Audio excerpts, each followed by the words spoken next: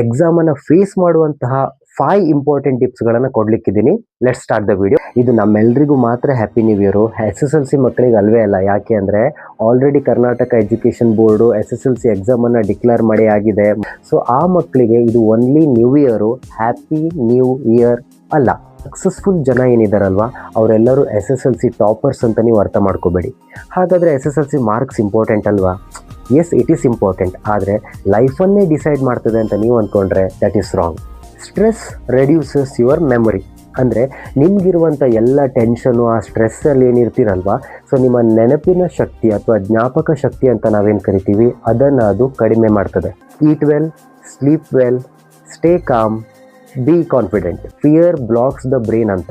So already ನೀವು ಓದಿರುವಂಥದ್ದು exam ಹತ್ತಿರ ಬರುವಾಗ ಅದನ್ನು ರಿವೈಸ್ ಮಾಡ್ತಾ ಇದ್ದರೆ ಎಕ್ಸಾಮ್ ಬರೆಯುವಲ್ಲಿ 100% ಆಗಿ ಗುಡ್ ಕ್ವಾಲಿಟಿ ರೈಟಿಂಗನ್ನು ಕೊಡಲಿಕ್ಕಾಗುತ್ತೆ. ಎಕ್ಸಾಮನ್ನು ಬರೆಯುವಂತಹ ಎಲ್ಲ SSLC ಮಕ್ಕಳಿಗೆ ಆಲ್ ದಿ ಬೆಸ್ಟ್ ಅಂತ ಹೇಳಿ